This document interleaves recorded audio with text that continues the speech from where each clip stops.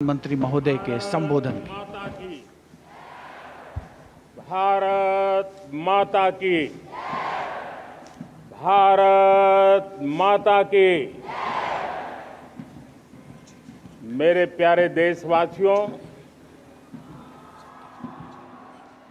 मेरे परिवारजन, आज वो शुभ घड़ी है जब हम देश के लिए मर मिटने वाले, देश की आजादी के लिए अपना जीवन समर्पित करने वाले, आजीवन संघर्ष करने वाले, फांसी के तख्त पर चढ़कर के भारत मां की जय के नारे लगाने वाले अनगिनत आजादी के दीवानों को नमन करने का ये पर्व है, उनका पुण्य स्मरण करने का पर्व है। आजादी के दीवानों ने आज हमें आजादी के इस पर्व में स्वतंत्रता की सांस लेने के लिए सौभाग्य दिया है। यह देश उनका ऋणी है। ऐसे हर महापुरुष के प्रति हम अपना श्रद्धा भाव व्यक्त करते हैं। मेरे प्यारे देशवासियों, आज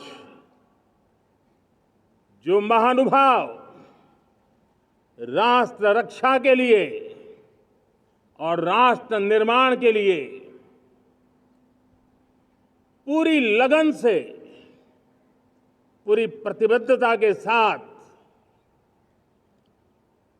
देश की रक्षा भी कर रहे हैं, देश को नई ऊंचाई पर ले जाने का प्रयास भी कर रहे हैं। चाहे वो हमारा किसान हो, हमारा जवान हो, हमारे नौजवानों का हौसला हो, हमारी माताओं बहनों का योगदान हो, दलित हो, पीड़ित हो, शोषित हो, वंचित हो, अभावों के बीच भी स्वतंत्रता के प्रति उसकी निष्ठा, लोकतंत्र के प्रति उसकी श्रद्धा, ये पूरे विश्व के लिए एक प्रेरक घटना है। मैं आज ऐसे सभी को आदरपूर्वक नमन करता हूं। प्यारे देशवासियों, इस वर्ष और पिछले कुछ वर्षों से प्राकृतिक आपदा के कारण हम सबकी चिंता बढ़ती चली जा रही है। प्राकृतिक आपदा में अनेक लोगों ने अपने परिवारजन खोए हैं, संपत्ति खोई है, राष्ट्र ने भी पारावार नुकसान भोगा है। मैं आज उन सब के प्रति अपनी संवेदना व्यक्त करता हूं और मैं उन्हें विश्वास दिलाता हूं कि यह देश इस संकट की घड़ी में उन सब के साथ खड़ा है। मेरे प्यारे देशवासियों, हम जरा आजादी के पहले के वो दिन याद करें। सैकड़ों साल की गुलामी, हर कालखंड संघर्ष का रहा।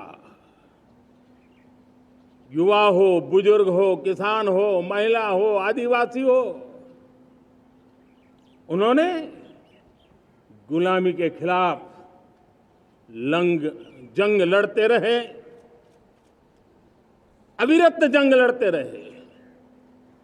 इतिहास गवाह है कि 1857 के स्वतंत्रता संग्राम, जिसको हम याद करते हैं, उसके पूर्व भी हमारे देश के कई आदिवासी क्षेत्र थे जहां आजादी का जंग लड़ा जाता था।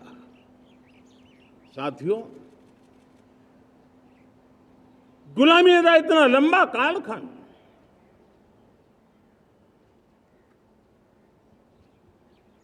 जुल्मी शासक, अपरंपार यातनाएं,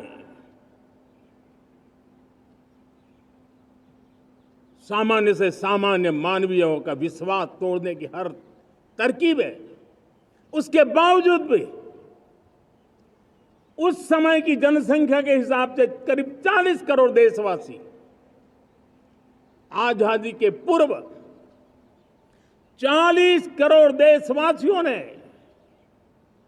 वो जज्बा दिखाया, वो सामर्थ्य दिखाया, वो एक सपना लेकर के चले, एक संकल्प लेकर के चलते रहे, जूझते रहे। एक ही स्वर था, वंदे मातरम। एक ही सपना था, भारत की आजादी का। 40 करोड़ देशवासियों ने, और हमें गर्व है कि हमारी रगों में उन्हीं का खून है। वो हमारे पूर्वज थे। सिर्फ 40 करोड़ लोगों ने दुनिया की महासत्ता को उखाड़ करके फेंक दिया था, गुलामी की जंजीरों को तोड़ दिया था। अगर हमारे पूर्वज, जिनका खून हमारी रगों में है, आज हम तो 140 करोड़ है। अगर 40 करोड़ गुलामी की बेड़ियों को तोड़ सकते हैं, अगर 40 करोड़ आजादी के सपने को पूर्ण कर सकते हैं, आजादी लेकर के रह सकते हैं, तो 140 करोड़ देश के मेरे नागरिक, 140 करोड़ मेरे परिवारजन अगर संकल्प लेकर के चल पड़ते हैं, एक दिशा निर्धारित करके चल पड़ते हैं, कदम से कदम मिलाकर, कंधे से कंधा मिलाकर अगर चल पड़ते हैं, तो चुनौतियां कितनी भी क्यों ना हो, अभाव की मात्रा कितनी ही तीव्र क्यों ना हो, संसाधनों के लिए जूझने की नौबत हो तो भी हर चुनौती को पार करते हुए हम समृद्ध भारत बना सकते हैं। हम 2047 विकसित भारत का लक्ष्य प्राप्त कर सकते हैं। अगर 40 करोड़ देशवासी अपने पुरुषार्थ से, अपने समर्पण से, अपने त्याग से, अपने बलिदान से आजादी दे सकते हैं, आजाद भारत बना सकते हैं, तो 140 करोड़ देशवासी उसी भाव से समृद्ध भारत भी बना सकते हैं। साथियों, वो एक समय था जब लोग देश के लिए मरने के लिए प्रतिबद्ध थे और आजादी मिली थी। आज ये समय है देश के लिए जीने की प्रतिबद्धता का। अगर देश के लिए मरने की प्रतिबद्धता आजादी दिला सकती है, तो देश के लिए जीने की प्रतिबद्धता समृद्ध भारत भी बना सकती है।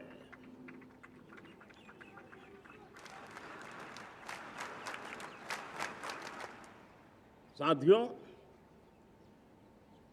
विकसित भारत 2047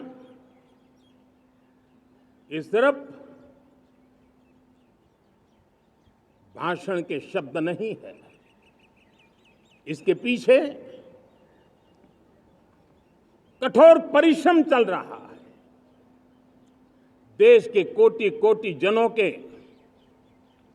सुझाव लिए जा रहे हैं और हमने देशवासियों से सुझाव मांगे।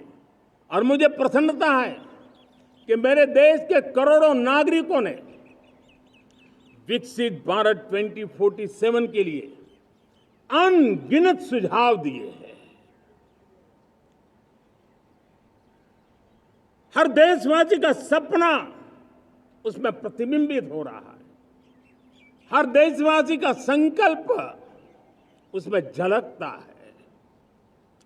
युवा हो, बुजुर्ग हो, गांव के लोग हो, शहर के लोग हो, किसान हो, कामदार हो, दलित हो, आदिवासी हो, पहाड़ों में रहने वाले लोग हो, जंगल में रहने वाले लोग हो, शहरों में रहने वाले लोग हैं।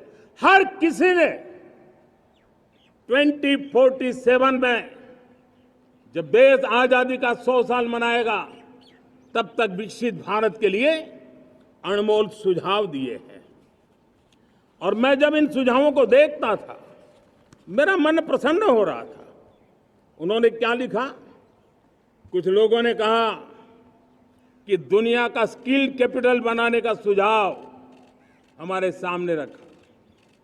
2047 विकसित भारत के लिए कुछ लोगों ने भारत को मैन्युफैक्चरिंग का ग्लोबल हब बनाने का सुझाव दिया। कुछ लोगों ने भारत की हमारी यूनिवर्सिटीज ग्लोबल बने इसके लिए सुझाव दिया।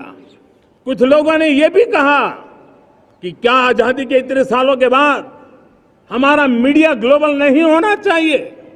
कुछ लोगों ने यह भी कहा कि हमारा स्किल्ड युवा विश्व की पहली पसंद बनना चाहिए। कुछ लोगों ने सुझाव दिया भारत को जल्द से जल्द जीवन के हर क्षेत्र में आत्मनिर्भर बनना चाहिए। कई लोगों ने सुझाव दिया कि हमारे किसान जो मोटा अनाज पैदा करते हैं, जिसको हम श्री अन्न कहते हैं, उस सुपर फूड को दुनिया के हर डाइनिंग टेबल पर पहुंचाना है। हमें विश्व के पोषण को भी बल देना है और भारत के छोटे किसानों को भी मजबूती देनी है। कई लोगों ने सुझाव दिया कि देश में स्थानीय स्वराज की संस्थाओं से लेकर के अनेक इकाइयां हैं, उन सब में गवर्नेंस के रिफॉर्म की बहुत जरूरत है। कई लोगों ने लिखा कि न्याय के अंदर जो विलंब हो रहा है उसके प्रति चिंता जाहिर की और ये भी कहा कि हमारे देश में न्याय व्यवस्था में रिफॉर्म की बहुत बड़ी जरूरत है। कई लोगों ने लिखा कि कई ग्रीनफील्ड सिटीज बनाने की अब समय की मांग है। किसी ने बढ़ती हुई प्राकृतिक आपदाओं के बीच शासन प्रशासन में कैपेसिटी बिल्डिंग के लिए एक अभियान चलाने का सुझाव दिया। बहुत सारे लोगों ने यह सपना भी देखा है कि अंतरिक्ष में भारत का स्पेस स्टेशन जल्द से जल्द बनना चाहिए। किसी ने कहा भारत की जो पारंपरिक ट्रेडिशनल मेडिसिन है, हमारी औषधि है, दुनिया जब आज होलिस्टिक हेल्थ केयर की तरफ जा रही है तब हमें भारत की पारंपरिक औषधियां और वेलनेस हब के रूप में भारत को विकसित करना चाहिए। कोई कहते हैं कि अब देर नहीं होनी चाहिए, भारत जल्द से जल्द दुनिया की तीसरी सबसे बड़ी इकोनॉमी बनना चाहिए। साथियों, मैं इसलिए पढ़ रहा था कि मेरे देशवासियों ने सुझाव दिए, मेरे देश के सामान्य नागरिक ने ये सुझाव हमें दिए हैं। मैं समझता हूं जब देशवासियों की इतनी विशाल सोच हो, देशवासियों के इतने बड़े सपने हो, देशवासियों की इन बातों में जब संकल्प झलकते हो तब हमारे भीतर एक नया संकल्प दृढ़ बन जाता है। हमारे मन में आत्मविश्वास नई ऊंचाई पर पहुंच जाता है। और साथियों, देशवासियों का ये भरोसा सिर्फ कोई इंटेलेक्चुअल डिबेट नहीं है, ये भरोसा अनुभव से निकला हुआ है। ये विश्वास लंबे कालखंड के परिश्रम की पैदावार है और इसलिए देश का सामान्य मानव याद करता है। जब लाल किले से कहा जाता है कि हिंदुस्तान के 18,000 गांवों में समय सीमा में बिजली पहुंचाएंगे और वो काम हो जाता है, तब भरोसा मजबूत हो जाता है। जब ये तय होता है कि आजादी के इतने सालों के बाद भी 2.5 करोड़ परिवार ऐसे हैं जहां बिजली नहीं है, वो अंधेरे में जिंदगी गुजारते हैं। 2.5 करोड़ घरों में बिजली पहुंच जाती है, तब सामान्य मानवीय का भरोसा बढ़ जाता है।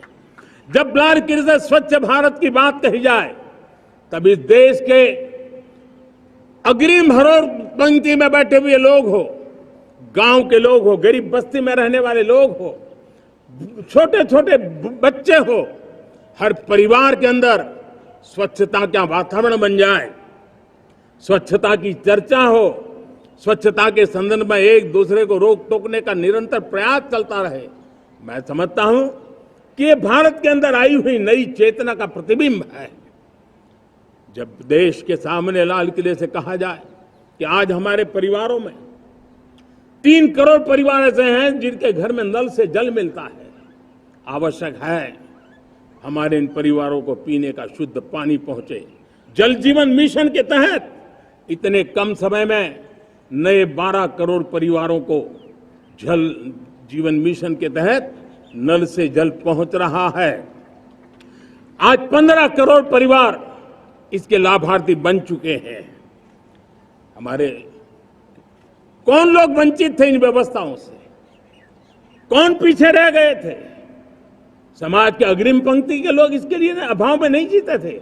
मेरे दलित, मेरे पीड़ित, मेरे शोषित, मेरे आदिवासी भाई बहन, मेरे गरीब भाई बहन, मेरे झुग्गी झोपड़ी में जिंदगी गुजारने वाले लोग, वही तो इन चीजों के अभाव में जी रहे थे।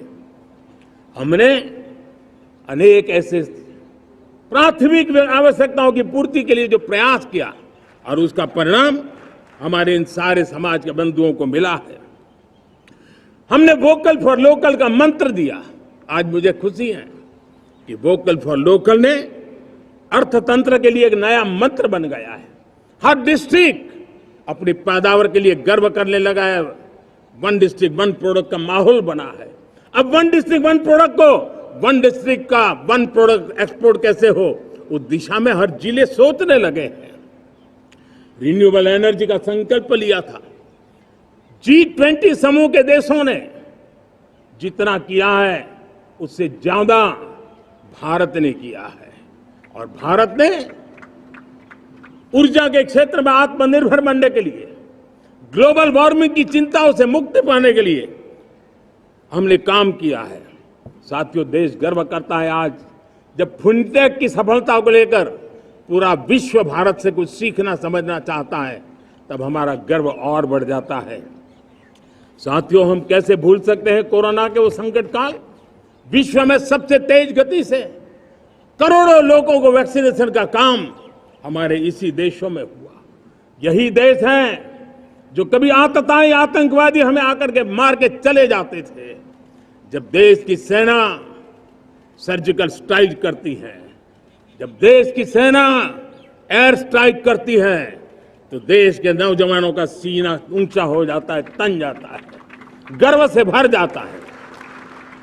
और यही बातें हैं जो आज 140 करोड़ देशवासियों का मन गर्व से भरा हुआ है, आत्मविश्वास से भरा हुआ है। साथियों, इन सारी बातों के लिए एक सुविचारित प्रयास हुआ है। रिफॉर्म की परंपरा को सामर्थ्य दिया गया है। नक्कर तरीकों के, नक्कर लक्ष्य को लेकर के, और जब राजनीतिक नेतृत्व की संकल्प शक्ति हो, दृढ़ विश्वास हो, जब सरकारी मशीनरी उसको लागू करने के लिए समर्पण भाव से जुट जाती है, और जब देश के हर नागरिक उस सपने को पूरा करने के लिए, जन भागीदारी करने के लिए, जन आंदोलन बनाने के लिए आगे आता है, तब हमें निश्चित परिणाम मिलता ही रहता है।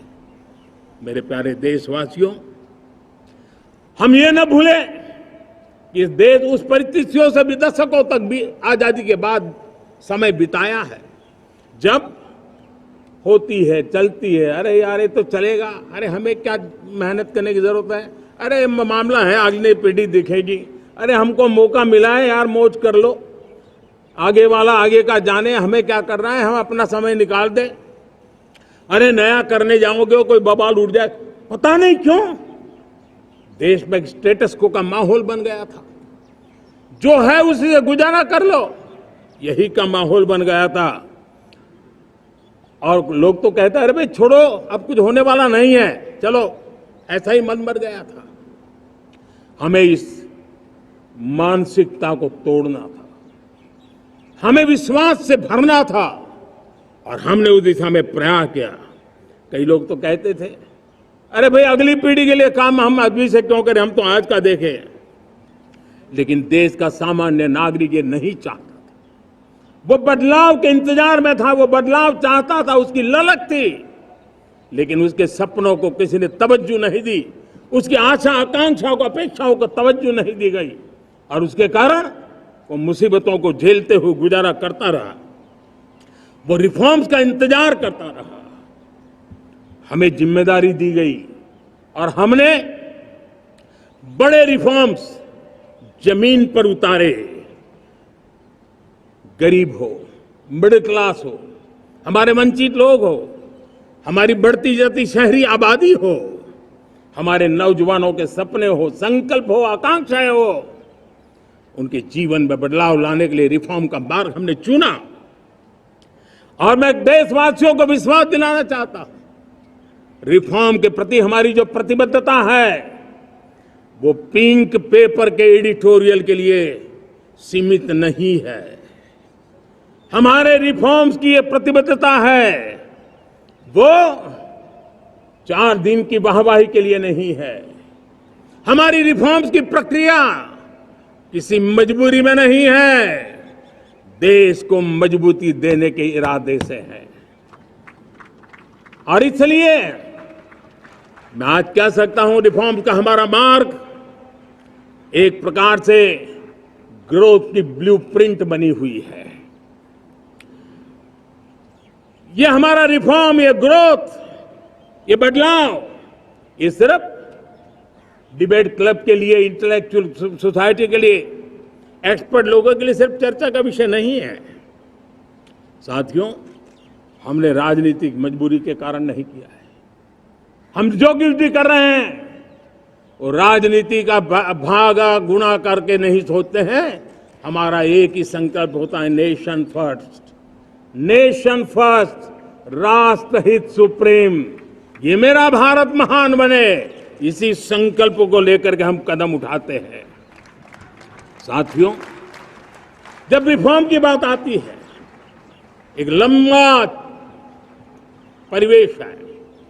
अगर मैं उसकी चर्चा में चला जाऊंगा तो शायद घंटों निकल जाएंगे, लेकिन मैं एक छोटा सा उदाहरण देना चाहता हूं। बैंकिंग क्षेत्र में जो रिफॉर्म हुआ, आप सोचिए बैंकिंग क्षेत्र का क्या हाल था। न विकास होता था, न विस्तार होता था, न विश्वास बढ़ता था। इतना ही नहीं, जिस प्रकार की कारनामे चले उसके कारण हमारे बैंक संकटों से गुजर रहे थे। हमने बैंकिंग सेक्टर को मजबूत बनाने के लिए अनेकविध रिफॉर्म्स किए, और आज उसका कारण हमारी बैंक विश्व में जो इन्हीं गुनी मजबूत बैंक हैं, उसमें भारतीय बैंकों ने अपना स्थान बनाया है। और जब बैंक मजबूत होती है ना, तब फॉर्मल इकोनॉमी की ताकत भी बढ़ती है। जब बैंक की व्यवस्था बन जाती है, जब सामान्य खास करके मध्यम वर्ग के परिवार की जो रिक्वायरमेंट होती है, उसको पूरा करने की सबसे बड़ी ताकत बैंकिंग सेक्टर में होती है। अगर उसको होम लोन चाहिए, उसको व्हीकल का लोन चाहिए, मेरे किसान को ट्रैक्टर के लिए लोन चाहिए, मेरे नौजवानों को स्टार्टअप के लिए लोन चाहिए, मेरे नौजवानों को कभी पढ़ने के लिए, एजुकेशन के लिए लोन चाहिए, किसी को विदेश जाने के लिए लोन चाहिए, ये सारी बातें उसे संभव होती है।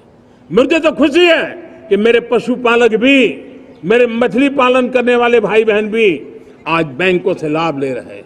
मुझे खुशी है मेरे रेहड़ी पटरी वाले लाखों भाई बहन आज बैंक से साथ जुड़ करके अपनी नई ऊंचाइयों को प्राप्त कर रहे हैं और विकास की दिशा में वो भागीदार बन रहे हैं। हमारे एमएसएमईज, हमारे लघु उद्योग के लिए तो बैंक एक सबसे बड़ी सहायक होती है।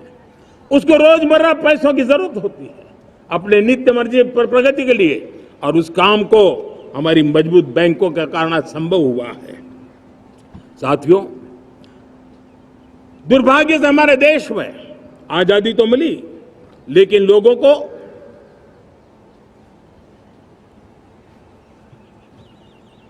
एक प्रकार से माई बाप कल्चर से गुजरना पड़ा। सरकार के पास मांगते रहो, सरकार के पास हाथ फैलाते रहो, किसी की सिफारिश के लिए रास्ते खोजते रहो, वही कल्चर डेवलप हुआ था। आज हमने गवर्नेंस के इस मॉडल को बदला है। आज सरकार खुद लाभार्थी हितार्थी के पास जाती है। आज सरकार खुद उसके घर गैस का चूल्हा पहुंचाती है। आज सरकार खुद उसके घर पानी पहुंचाती है। आज सरकार खुद उसके घर बिजली पहुंचाती है। आज सरकार खुद उसको आर्थिक मदद दे करके विकास के नए आयामों को सर करने के लिए प्रेरित करती है, प्रोत्साहित करती है। आज सरकार खुद नौजवान के स्किल डेवलपमेंट के लिए अनेकविध कदम उठा रही है। साथियों, बड़े रिफॉर्म्स के लिए हमारी सरकार बहुत ही प्रतिबद्ध है और हम इसी के द्वारा देश में प्रगति की राह को चुनना चाहते हैं। साथियों, देश में नई व्यवस्थाएं बन रही है।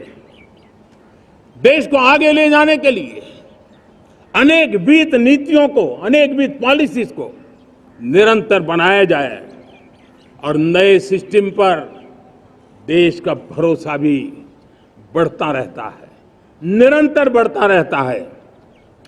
आज जो 20-25 साल का नौजवान है, जो 10 साल पहले जब 12-15 साल की उम्र का नौजवान था, उसने अपनी आंखों के सामने ये बदलाव देखा है। 10 साल के भीतर भीतर उसके सपनों को आकार मिला है, धार मिली है और उसके आत्मविश्वास में एक नई चेतना जगी है और वही देश का एक नया सामर्थ्य के रूप में उभरना है। आज विश्व भर में भारत की साख बढ़ी है, भारत के प्रति देखने का नजरिया बदला है। आज विश्व में युवाओं के लिए संभावनाओं के द्वार खुले हैं।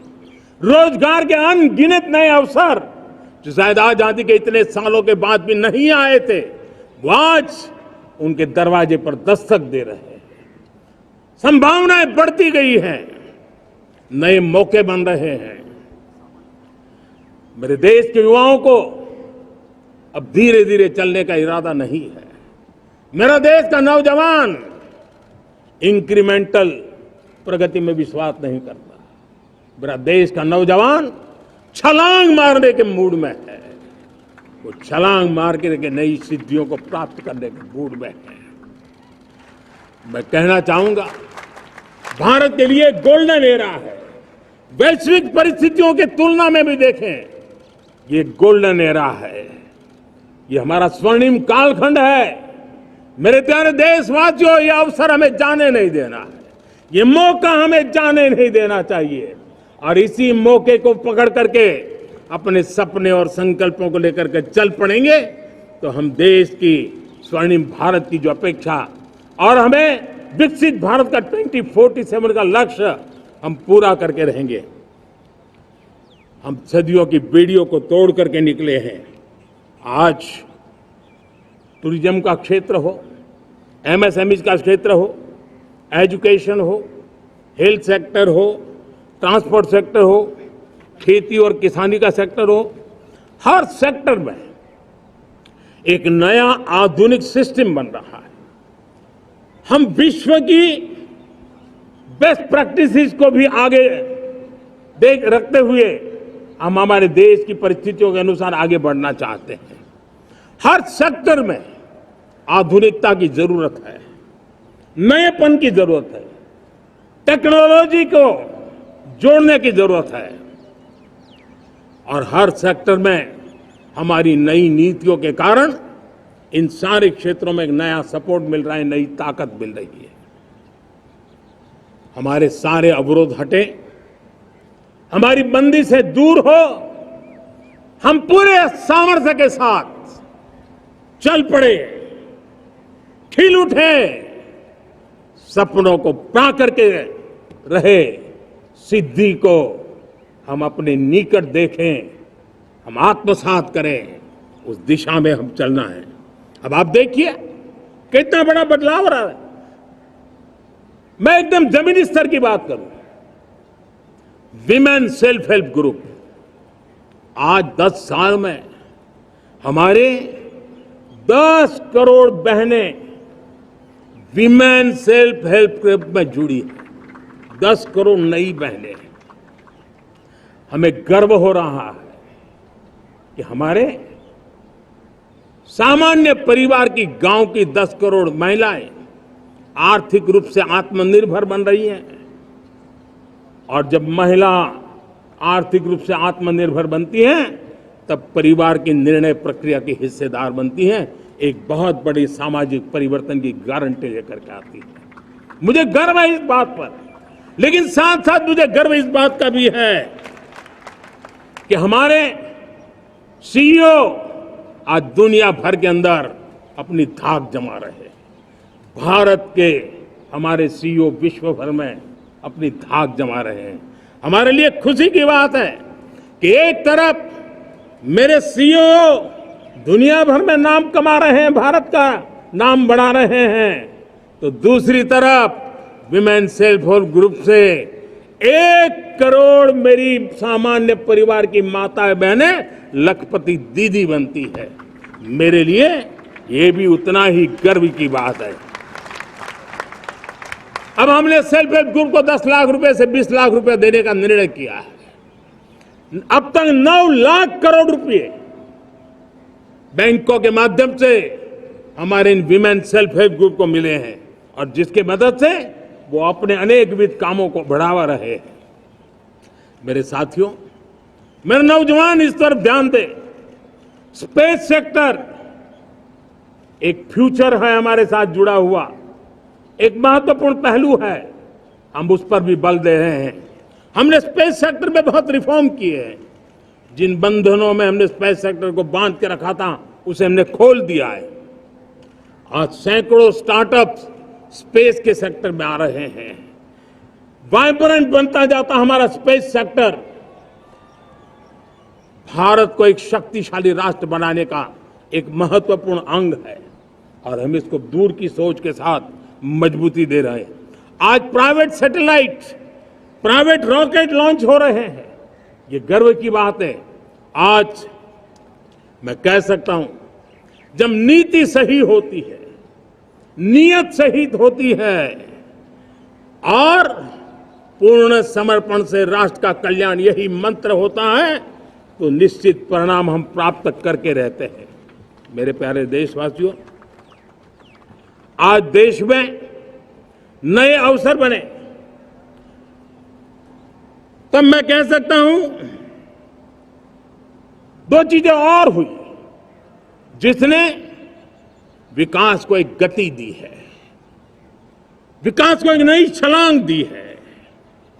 और ये है, पहला है आधुनिक इंफ्रास्ट्रक्चर का निर्माण। हमने इंफ्रास्ट्रक्चर को आधुनिक बनाने की दिशा में बहुत बड़े कदम उठाए हैं।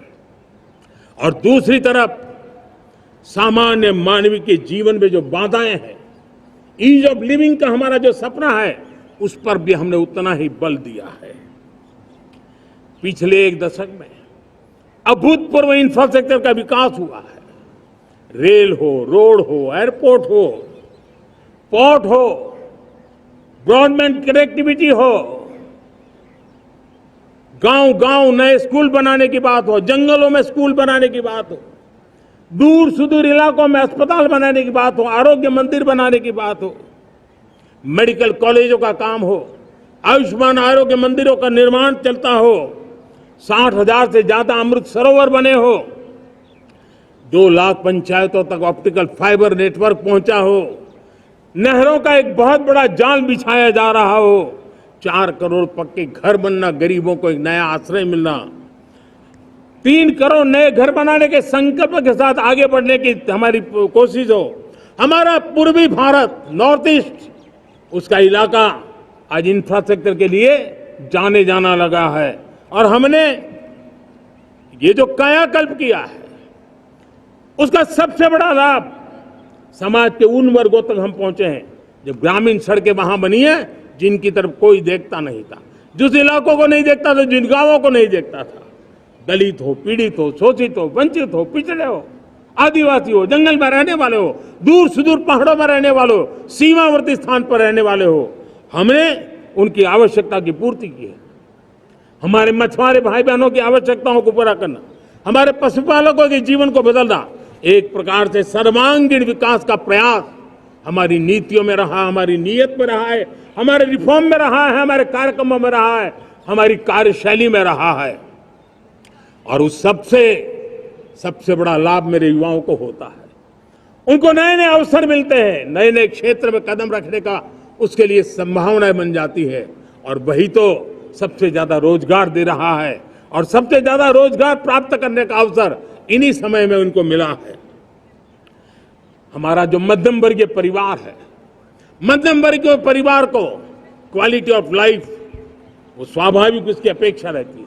वो देश के लिए बहुत देता है, तो देश का भी दायित्व है कि उसकी जो क्वालिटी ऑफ लाइफ पे जो उसकी अपेक्षाएं हैं, सरकार की कठिनाइयों से मुक्ति की उसकी जो अपेक्षाएं हैं, उसको पूर्ण करने के लिए हम निरंतर प्रयास करते हैं। और मैंने तो सपना देखा है कि 2047 जब विकसित भारत का सपना होगा, तो उसकी एक इकाई ये भी होगी कि सामान्य मानव के जीवन में सरकार की दखलें कम हो, जहां सरकार की जरूरत हो वहां अभाव न हो, और जहां सरकार की बेकारण प्रभाव भी न हो, इस प्रकार की व्यवस्था पर हम प्रतिबद्ध हैं।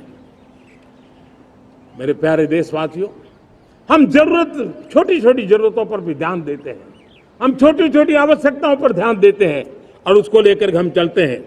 चाहे हमारे गरीब का घर का चूल्हा जलता रहे, गरीब की माँ को कभी आंसू पी करके सोना न पड़े, और इसके लिए मुफ्त इलाज की योजना हमारी चल रही है। बिजली, पानी, गैस अब सैचुरेशन के मूड पर है, और जब हम सैचुरेशन की बात करते हैं वो 100% होता है। जब सैचुरेशन होता है तो उसको जातिवाद का रंग नहीं लगता है। जब सैचुरेशन होता है तो उसमें पांथिकता का रंग नहीं लगता है। जब सैचुरेशन का मंत्र होता है तब सच्चे अर्थ में सबका साथ सबका विकास का मंत्र साकार होता है। लोगों के जीवन में सरकार की दखल कम हो, उस दिशा में हमने हजारों कंप्लायंसेस के लिए सरकार सामान्य मानवी पर बोझ डालती थी, उन सारे कंप्लायंसेस को दूर किया।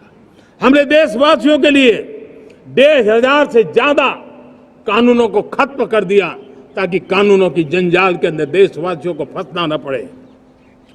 हमने छोटी छोटी गलतियों के कारण ऐसे कानून बने थे, उनको जेल में अंदर धकेल दिया जाए।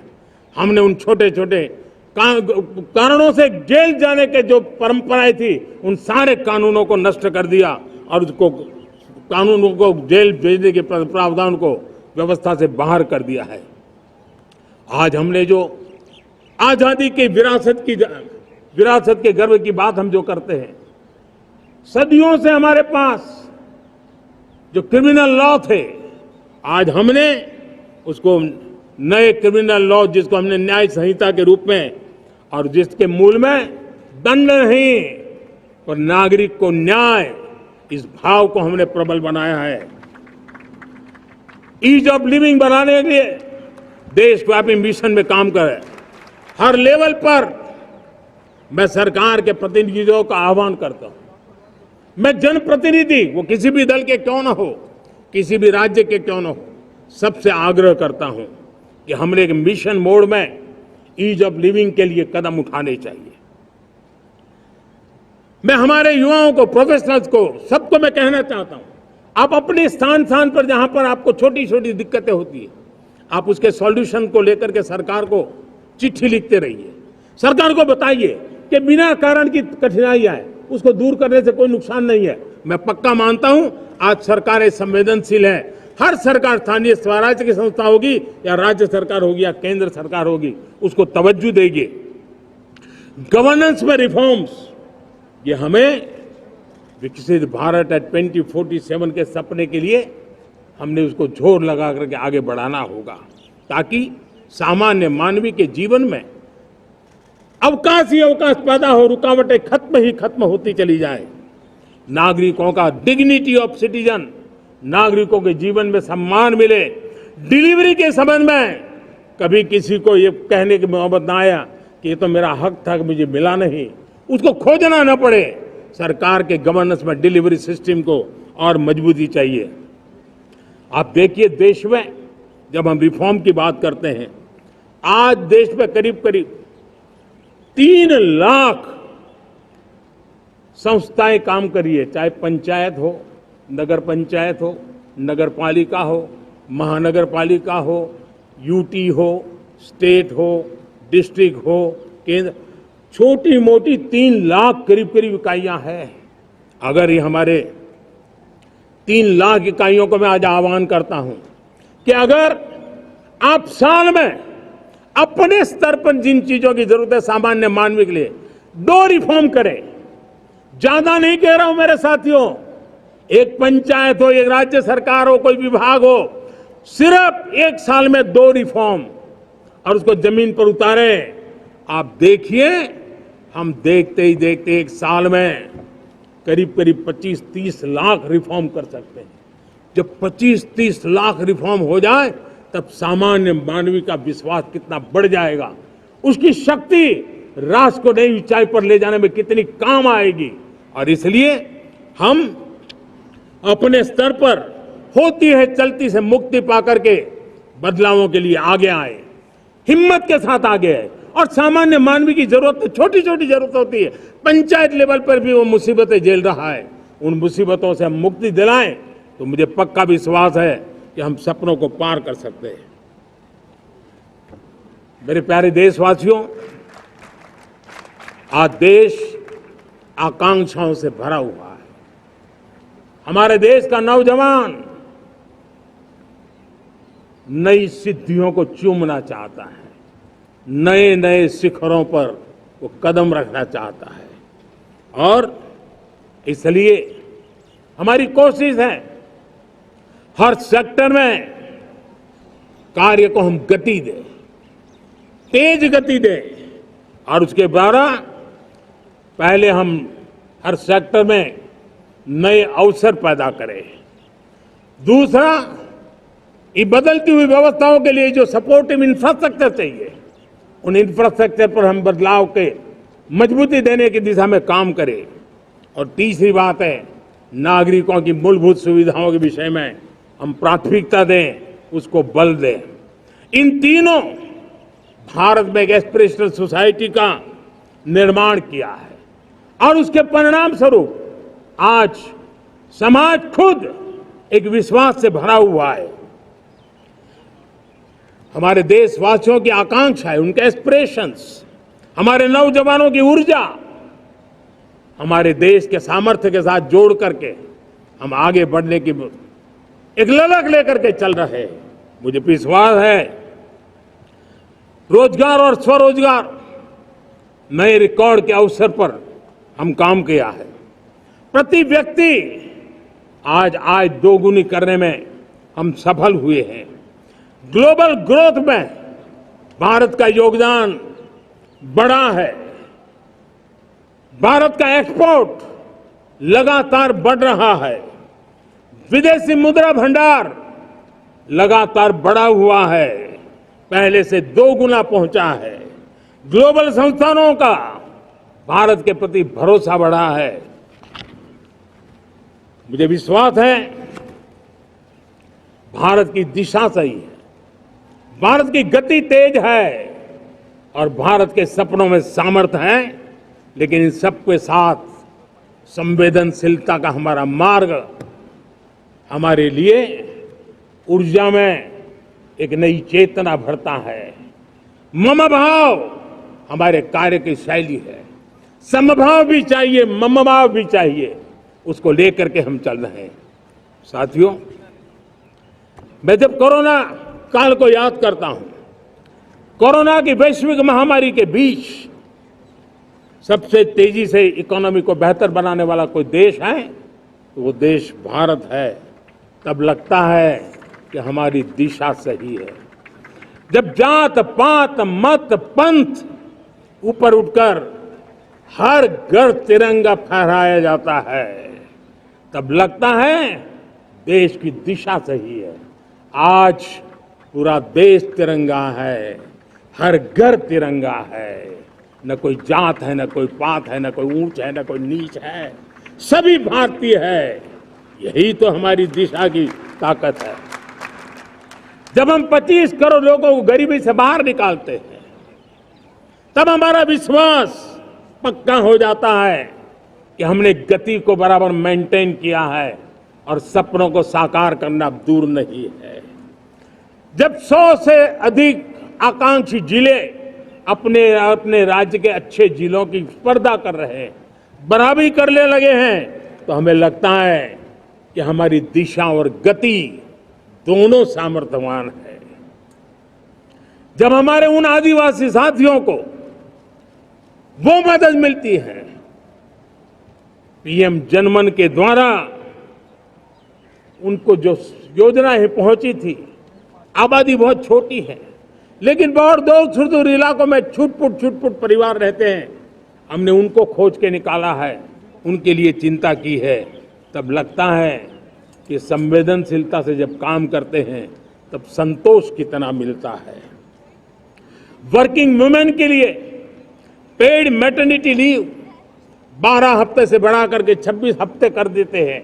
तब सिर्फ नारी का सम्मान ही करते इतना नहीं है, नारी के प्रति संवेदनशील भाव से निर्णय करते इतना नहीं, लेकिन उसके गोद में जो बच्चा पला है ना, उसको एक उत्तम नागरिक बनाने के लिए माँ की जो जरूरत है उसमें सरकार रुकावट न बने, इस संवेदनशील भावना से उस निर्णय को हम करते हैं। जब मेरे दिव्यांग भाई बहन भारतीय साइन लैंग्वेज की बात हो या तो सुगम्य भारत का अभियान हो, उसको लगता है कि अब मेरी भी डिग्निटी है, मेरे प्रति देश के नागरिक सम्मान के भाव से देखता है। और पैरालंपिक में तो हमारे खिलाड़ी नई नई ताकत दिखाने लगे हैं, तब लगता है कि ये जो मेरा मम भाव है, हम सबका मम भाव है, उसकी ताकत नजर आती है। हमारे ट्रांसजेंडर समाज के प्रति हम जिस संवेदना के साथ निर्णय बना रहे हैं, हम नए नए कानून बना रहे हैं, उनको सम्मान का जीवन देने के लिए हम प्रयास कर रहे हैं, तब बदलाव की हमारी दिशा सही दिखता है।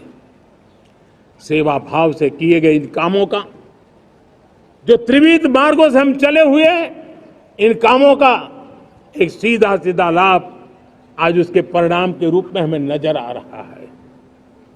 60 साल बाद लगातार तीसरी बार आपने हमें देश सेवा का मौका दिया है। मेरे 140 करोड़ देशवासी, आपने जो आशीर्वाद दिए हैं, उस आशीर्वाद में मेरे लिए एक ही संदेश है, जन जन की सेवा, हर परिवार की सेवा, हर क्षेत्र की सेवा, और सेवा भाव से समाज की शक्ति को साथ लेकर के विकास की नई ऊंचाइयों पर पहुंचना। 2047 विकसित भारत के सपने को लेकर के चलना, उसी एक संदेश को लेकर मैं आज लाल किले की प्राचीर से हमें आशीर्वाद देने के लिए मैं कोटि कोटि देशवासियों का सर झुका करके आभार व्यक्त करता हूं। मैं उनके प्रति नतमस्तक होता हूं और मैं उनको विश्वास दिलाता हूं कि हमें नई ऊंचाइयों को नए जोश के साथ आगे बढ़ना है। हमें सिर्फ जो हो गया है वो संतोष मान करके बैठने वाले हम लोग नहीं हैं, वो हमारे संस्कार में नहीं है। हम कुछ और करने के लिए, कुछ और आगे बढ़ने के लिए और कुछ और नई ऊंचाइयों को पार करने के लिए हम आगे बढ़ना चाहते हैं। विकास को, समृद्धि को, सपनों को साकार करने को, संकल्प को लिए जीवन खपाने को हम अपना स्वभाव बनाना चाहते हैं, देशवासियों का स्वभाव बनाना चाहते हैं। मेरे प्यारे देशवासियों, आज नई शिक्षा नीति बहुतेक मात्रा में कई राज्यों ने उसको अच्छा इनिशिएटिव लिए हैं और उसके कारण आज एक 21वीं सदी के अनुरूप हमारी शिक्षा व्यवस्था को जो हम बल देना चाहते हैं और विकसित भारत के सपने के लिए जिस प्रकार से मानव समूह तैयार करना चाहते हैं, नई शिक्षा नीति बहुत बड़ी भूमिका अदा। मैं नहीं चाहता हूं कि मेरे देश के नौजवानों को अब विदेशों में पढ़ने के लिए मजबूर होना पड़े। मध्यम वर्गीय परिवार के लाखों करोड़ों रुपया बच्चों को विदेश पढ़ने के लिए भेजने में खर्च हो जाए। हम यहाँ ऐसी शिक्षा व्यवस्था का विकसित करना चाहते हैं कि मेरे देश के नौजवानों को विदेश जाना न पड़े, मेरे मध्यम वर्गीय परिवारों को लाखों करोड़ रुपया खर्च करना न पड़े। इतना ही नहीं, ऐसे संस्थान निर्माण हो ताकि विदेशों से लोग भारत के अंदर उनका मुंह मोड़े। अभी अभी हमने बिहार का हमारा गौरवप्रद इतिहास रहा है, नालंदा यूनिवर्सिटी का पुनर्निर्माण किया है। फिर से एक बार नालंदा यूनिवर्सिटी काम करना शुरू कर दिया है। लेकिन हमें शिक्षा के क्षेत्र में फिर से एक बार सदियों पुराने उस नालंदा स्पिरिट को जगाना होगा, उस नालंदा स्पिरिट को जीना होगा, उस नालंदा स्पिरिट को लेकर के बड़े विश्वास के साथ विश्व की ज्ञान की परंपराओं को नई चेतना देने का काम हमें करना होगा। मुझे पक्का विश्वास है कि नई शिक्षा नीति ने मातृभाषा पर बल दिया है। मैं राज्य सरकारों से कहूंगा, मैं देश की सभी संस्थानों से कहूंगा कि भाषा के कारण हमारे देश की टैलेंट को रुकावट नहीं आनी चाहिए, भाषा अवरुद्ध नहीं होनी चाहिए। मातृभाषा का सामर्थ्य हमारे देश के छोटे छोटे गरीब से गरीब मां के बेटे को भी सपने पूरा करने का ताकत देता है। और इसलिए हमने हमारी मातृभाषा में पढ़ाई, जीवन में मातृभाषा का स्थान, परिवार में मातृभाषा का स्थान, उसकी ओर हमें बल देना होगा। मेरे प्यारे देशवासियों, जिस प्रकार से आज विश्व का बदलाव नजर आ रहा है और तब जाकर के स्किल का महत्व बहुत बढ़ गया है और हम स्किल को और नई एक ताकत देना चाहते हैं। हम इंडस्ट्री 4.0 को ध्यान में रख करके हम स्किल डेवलपमेंट चाहते हैं। हम जीवन के हर क्षेत्र में, हम एग्रीकल्चर सेक्टर में भी कैपेसिटी बिल्डिंग करके देने के लिए स्किल डेवलपमेंट चाहते हैं। हम तो हमारा सफाई का क्षेत्र हो, उसमें भी एक नए स्किल डेवलपमेंट की ओर बल देना चाहते हैं। और हम स्किल इंडिया प्रोग्राम को बहुत व्यापक रूप से इस बार लेकर के आए हैं। बजट में भी इसका बहुत बड़ा, इस बजट में इंटर्नशिप को भी हमने बल दिया है ताकि हमारे नौजवानों को एक एक्सपीरियंस मिले, उनकी कैपेसिटी बिल्डिंग हो और बाजार में उनका ताकत दिखाई दे। उस प्रकार से मैं स्किल युवाओं को तैयार करना चाहता हूं। और इसलिए कई बार, और दोस्तों, आज विश्व की परिस्थिति को देखते हुए मैं साफ साफ देख रहा हूं कि भारत का स्किल्ड मैन पावर जो है, हमारा स्किलफुल जो नौजवान है, वो ग्लोबल जॉब मार्केट में अपनी दमक बनाए। हम उस सपने को लेकर के आगे चल रहे हैं। साथियों, विश्व जिस तेजी से बदल रहा है, जीवन के हर क्षेत्र में साइंस और टेक्नोलॉजी का महत्व बढ़ता चला जाने वाला है। हमें साइंस को बहुत बढ़ देने की आवश्यकता है। और मैंने देखा चंद्रयान की सफलता के बाद हमारे स्कूल कॉलेज के अंदर साइंस और टेक्नोलॉजी के प्रति एक नई रुचि का वातावरण बना है, नई दिलचस्पी बढ़ी है। तब हमारे शिक्षा संस्थानों ने ये जो मनोभाव बना है, उसको नर्चर करने के लिए आगे आना होगा। भारत सरकार ने भी रिसर्च के लिए सपोर्ट बढ़ा दिया है। हमने ज्यादा से ज्यादा चेयर स्थापित किए हैं। हमने नेशनल रिसर्च फाउंडेशन बना करके हमने उसको एक कानूनी परिवेश में ला करके स्थायी रूप से एक व्यवस्था विकसित की है ताकि रिसर्च को लेकर के निरंतर बल मिले और ये रिसर्च फाउंडेशन उस काम को करे। मेरे बड़े गर्व की बात है कि बजट में हमने 1 लाख करोड़ रुपया रिसर्च और इनोवेशन के लिए हमने देने का निर्णय किया है ताकि हमारे देश के नौजवान के पास जो आइडियाज है, उस आइडियाज को हम जमीन पर उतार पाए। साथियों, आज भी हमारे देश में मेडिकल एजुकेशन के लिए हमारे बच्चे बाहर जा रहे हैं। वैसा कहा मैंने, बड़े बहुत ज्यादातर मध्यम वर्गीय परिवार के हैं, उनके लाखों करोड़ों रुपए खर्च हो जाते हैं। और तब जाकर के हमने पिछले 10 साल में मेडिकल सीटों को करीब करीब 1 लाख कर दिया। आज मैं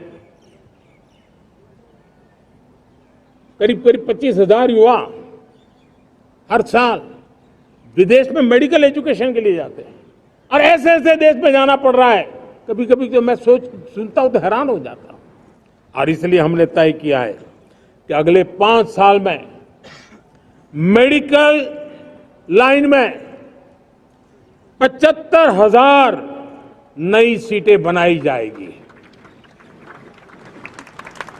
मेरे प्यारे देशवासियों, विकसित भारत 2047 वो स्वस्थ भारत भी होना चाहिए। और जब स्वस्थ भारत हो तो आज जो बच्चे हैं उनके पोषण पर आज से ही ध्यान देने की जरूरत है।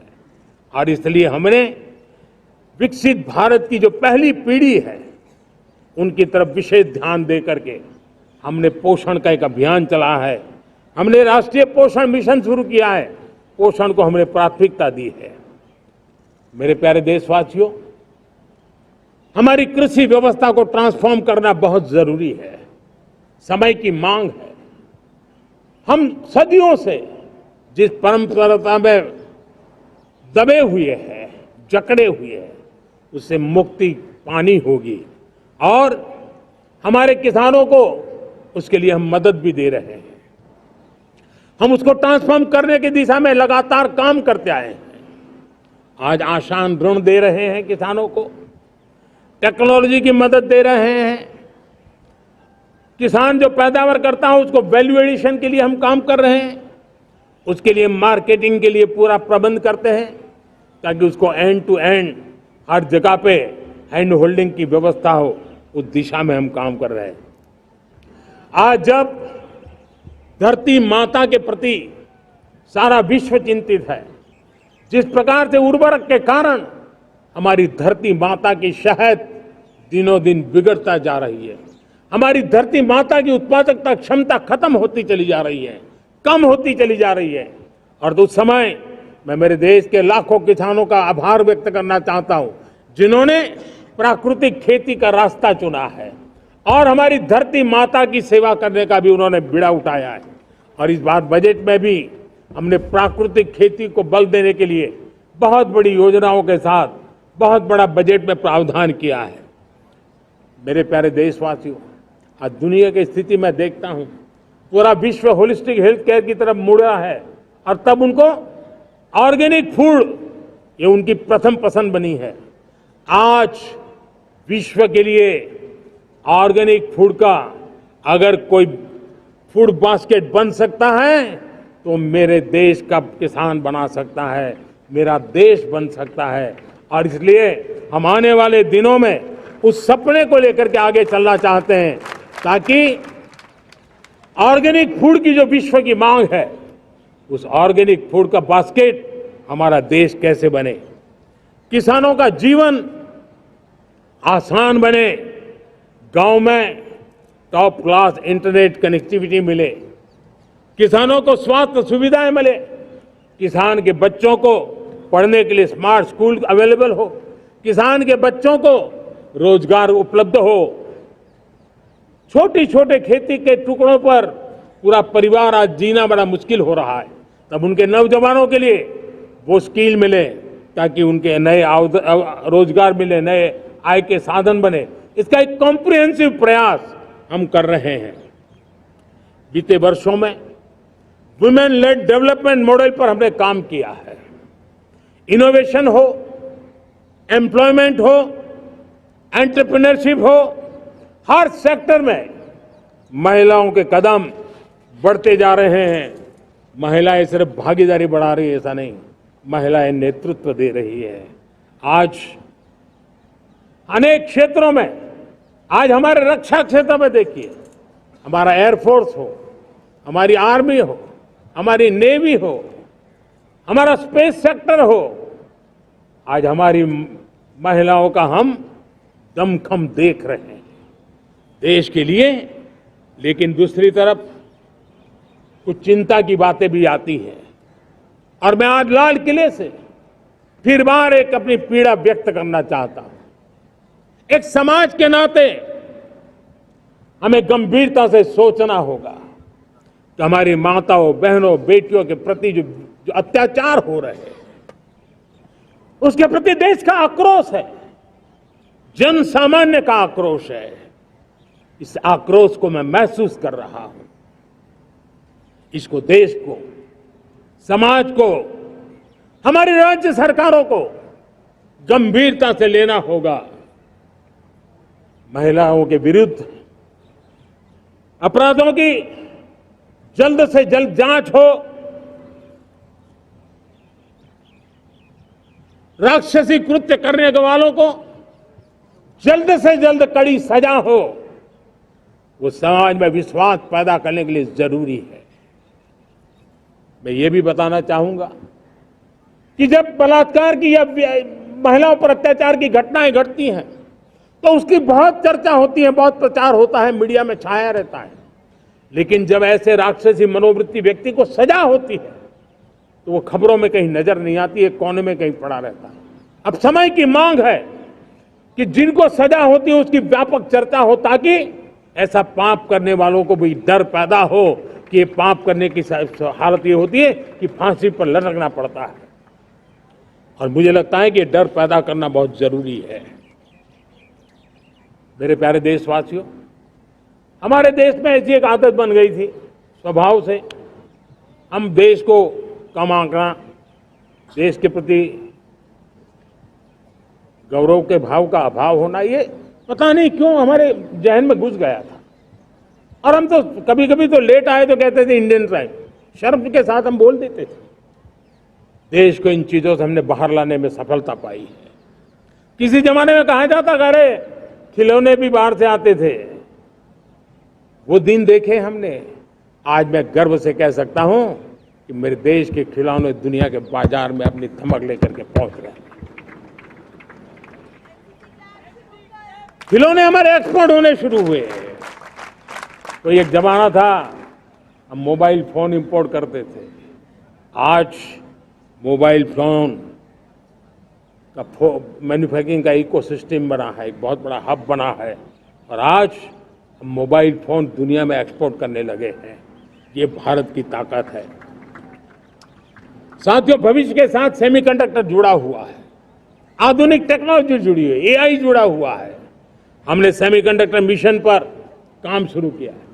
हर उपकरण में मेड इन इंडिया चिप क्यों न हो, क्यों ये सपना मेरे देश का नौजवान देखे। टैलेंट यहाँ है, सारे इस प्रकार के रिसर्च काम हिंदुस्तान में होते हैं। तो अब प्रोडक्शन भी हिंदुस्तान में होगा, सेमीकंडक्टर का काम भी हिंदुस्तान में होगा। और हम एंड टू एंड सॉल्यूशन दुनिया को देने की ताकत रखते हैं और हम उसको साथियों, एक जमाना हमने देखा है 2G के लिए हम कैसा संघर्ष करते थे।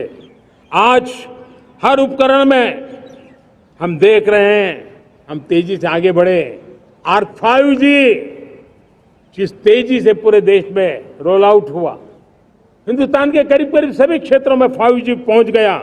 वो विश्व में तेज गति से 5G पहुंचाने में हम आगे रहे। और देश साथियों, मैंने कहा हम रुकने वाले नहीं हैं। 5G पे रुक जाना हमें मंजूर नहीं है। हम 6G पर अभी से मिशन मोड में काम कर रहे हैं और विश्व में हम उसमें भी अपनी धमक जमाएंगे, ये मैं विश्वास से कहता हूं। मेरे प्यारे साथियों, डिफेंस सेक्टर हमारी आदत हो गई थी। डिफेंस बजट कितना ही क्यों न हो, लेकिन कभी कोई सोचता नहीं था कि डिफेंस बजट बढ़ा तो जाता कहां है। डिफेंस बजट विदेशों से खरीदी में चला जाता था। अब हम चाहते हैं हम आत्मनिर्भर बने। और मैं हमारी डिफेंस फोर्सेस का हृदय से धन्यवाद करता हूं। उन्होंने हजारों ऐसी चीजें लिस्ट कर दी है। उन्होंने तय किया है कि हम विदेश से नहीं लाएंगे। राष्ट्र के लिए जीना क्या कहते हैं, ये हमारे सेना के जवानों ने दिखाया है। और उसके कारण डिफेंस के सेक्टर में हम आत्मनिर्भर होते चले जा रहे हैं।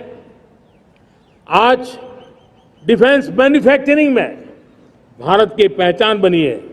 और मैं आज खुशी से कह सकता हूं कि जो देश कभी डिफेंस की हर छोटी मोटी चीज बाहर से लाता था, आज धीरे धीरे दुनिया के कई देशों में हम जो डिफेंस के इक्विपमेंट मैन्युफैक्चर कर रहे हैं वो हम एक्सपोर्ट करने लगे हैं। दुनिया में डिफेंस हब, मैन्युफैक्चरिंग हब के रूप में हम धीरे धीरे उभर रहे हैं। हम मैन्युफैक्चरिंग क्षेत्र को बढ़ावा देना चाहते हैं क्योंकि रोजगार के लिए सर्वाधिक आवश्यक है। आज पीएलआई स्कीम को बहुत बड़ी सफलता मिली है। एफडीआई रिफॉर्म्स, उसने भी हमें बहुत बड़ी ताकत दी है।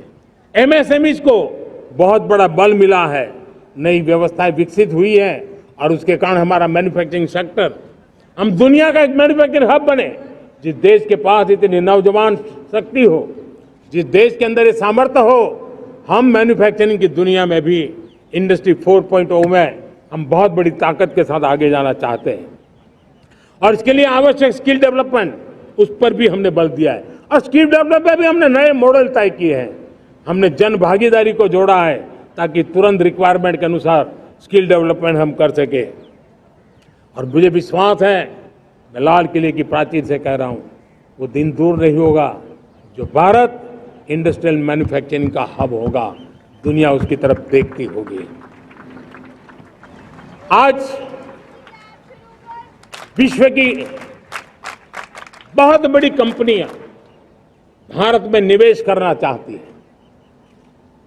ये चुनाव के बाद मैंने देखा, मेरे तीसरे कार्यकाल में जितने लोग मुझसे मिलने के लिए मांग कर रहे हैं वो ज्यादातर निवेशक लोग हैं, विश्व भर के निवेशक हैं।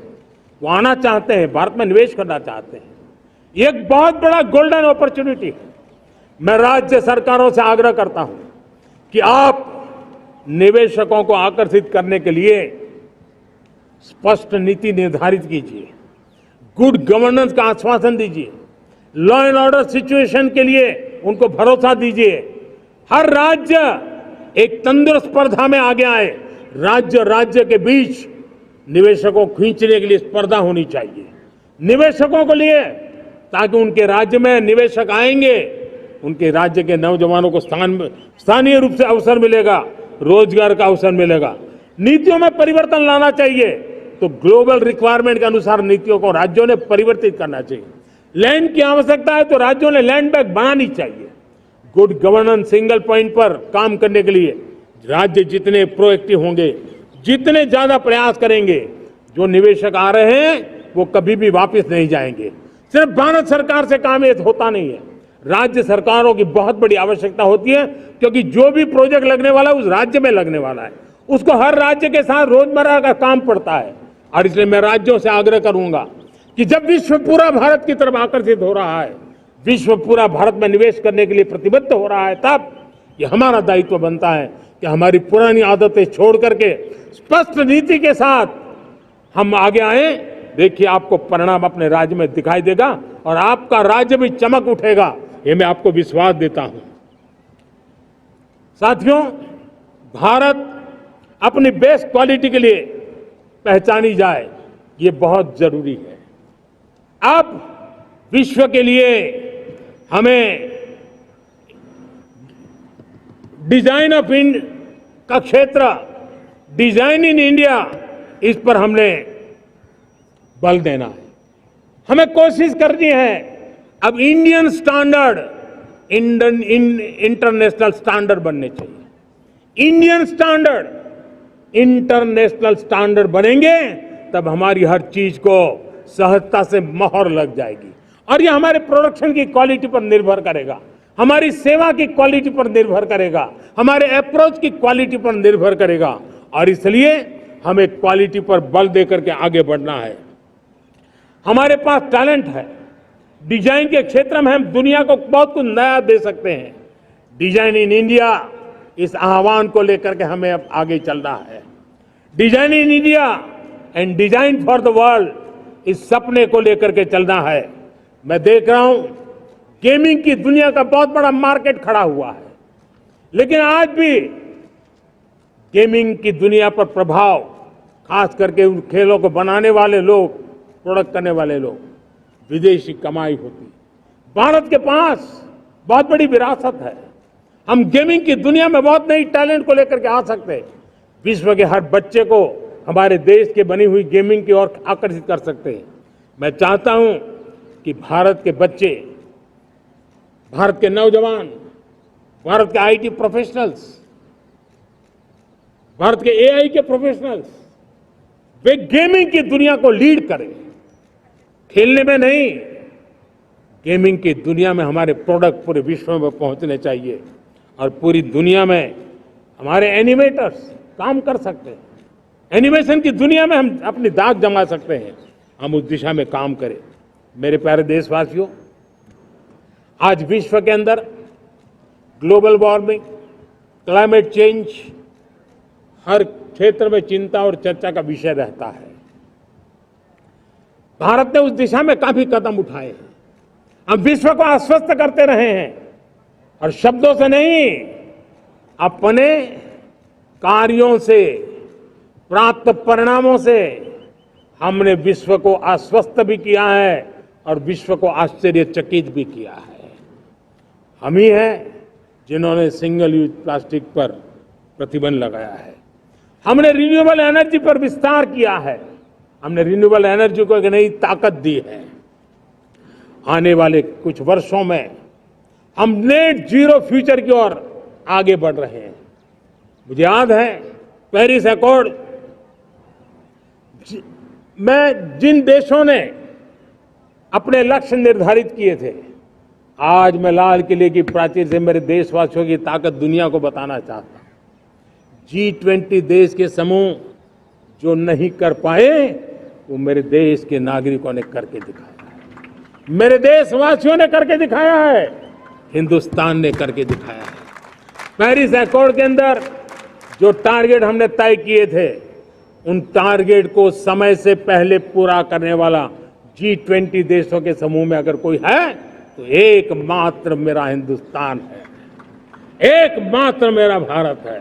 और इसलिए गर्व होता है साथियों। रिन्यूएबल एनर्जी के टारगेट हमने पूरे, हम 2030 तक रिन्यूएबल एनर्जी को 500 गीगावाट तक ले जाने के लिए मकसद से काम कर। आप कल्पना कर सकते हैं कि कितना बड़ा लक्ष्य है। दुनिया के लोग सिर्फ 500 गीगावाट शब्द सुनते हैं ना, तो मेरी तरफ ऐसे ऐसे देखते हैं। लेकिन आज मैं विश्वास से कह रहा हूं देशवासियों को कि इस लक्ष्य को भी हम पूरा करके रहेंगे और ये मानव जाति की भी सेवा करेगा, हमारे भविष्य की भी सेवा करेगा, हमारे बच्चों के उज्जवल भविष्य की गारंटी बनेगा। हमने 2030 तक हमारी रेलवे को नेट जीरो एमिशन का लक्ष्य लेकर के हम चल रहे हैं। साथियों, पीएम सूर्य घर मुफ्त बिजली योजना उसको एक नई ताकत देने वाली है और ये बदलाव का फल मेरे देश के सामान्य परिवार को मिला, विशेष करके मेरे मध्यम वर्ग को मिलेगा जब उसका बिजली का बिल मुक्त हो जाएगा। इलेक्ट्रिक व्हीकल, उसकी मांग बढ़ती जा रही है। जब पीएम सूर्य घर योजना से वो बिजली उत्पादन करता है सूर्य से, तो उसका व्हीकल का प्रवास का खर्चा भी वो कम कर सकता है। साथियों, हम ग्रीन हाइड्रोजन मिशन लेकर के एक ग्लोबल हब बनना चाहते हैं। बहुत तेजी से नीतियां बनाई गई है, बहुत तेजी से उसका इम्प्लीमेंटेशन का काम हो रहा है और भारत ग्रीन हाइड्रोजन एक न्यू एनर्जी की दिशा में हम जाना चाहते हैं। और ये सारे जो प्रयास चल रहे हैं, क्लाइमेट की चिंता तो है ही है, ग्लोबल वार्मिंग की चिंता है, लेकिन इसके अंदर ग्रीन जॉब्स की बहुत बड़ी संभावना है और इसलिए आने वाले कालखंड में ग्रीन जॉब्स का महत्व बढ़ता है। तो उसको सबसे पहले कैप्चर करने के लिए, मेरे देश के नौजवानों को अवसर देने के लिए और ग्रीन जॉब्स के लिए एक बहुत बड़ा क्षेत्र को बढ़ावा दे रहे हैं। मेरे प्यारे देशवासियों, आज हमारे साथ इस तिरंगे झंडे के नीचे वो नौजवान बैठे हैं जिन्होंने ओलंपिक की दुनिया में भारत का परचम लहराया।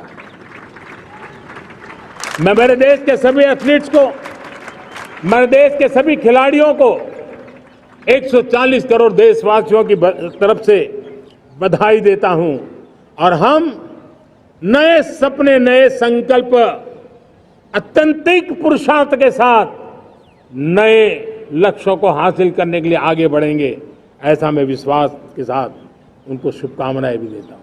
आने वाले कुछ दिनों में भारत के एक बहुत बड़ा दस्ता पैरालंपिक के लिए पेरिस जाने के लिए रवाना होगा। मैं मेरे सभी पैरालंपिक खिलाड़ियों को भी हृदय से बहुत बहुत शुभकामनाएं देता हूं। साथियों, भारत ने G20 को ऑर्गेनाइज किया, हिंदुस्तान के अनेक शहरों में ऑर्गेनाइज किया, 200 से ज्यादा इवेंट किए। पूरे विश्व में G20 का इतना बड़ा व्याप, इतना बड़ा कार्यक्रम कभी नहीं हुआ, इस बार हुआ। इसने एक बात सिद्ध कर दी है कि भारत में बड़े से बड़े कार्यक्रम ऑर्गेनाइज करने की ताकत है। भारत को किसी को भी हॉस्पिटैलिटी का सामर्थ्य भारत में सबसे ज्यादा है। अगर ये सिद्ध हो चुका है तो साथियों, हिंदुस्तान का सपना है कि 2036 में जो ओलंपिक होगा वो मेरे हिंदुस्तान की धरती पर हो। इसके लिए हम तैयारी कर रहे हैं, उसके लिए हम आगे बढ़ें। साथियों, समाज के आखिरी तबके के जो लोग हैं, ये हमारा सामाजिक दायित्व है। अगर कोई पीछे रह जाते हैं तो हमारी आगे बढ़ने की गति कम कर देता है, और इसलिए हम आगे बढ़ना चाहते हैं तो भी सफलता तब मिलती है पीछे वाले को भी साथ साथ आगे ले आए। और इसलिए हम सबका दायित्व बनता है कि हमारे समाज में आज भी जो क्षेत्र पीछे रह गए हैं, जो समाज पीछे रह गए हैं, जो लोग पीछे रह गए हो, हमारे छोटे छोटे किसान हो, हमारे जंगलों में रहने वाले मेरे आदिवासी भाई बहन हो, हमारी माताएं बहनें हो, हमारे मजदूर हो, हमारे श्रमिक साथी हो, हमारे कामगार लोग हो, इन सबको हमें बराबरी में लाने के लिए, हमारे बराबर लाने के लिए भरपूर प्रयास करना है।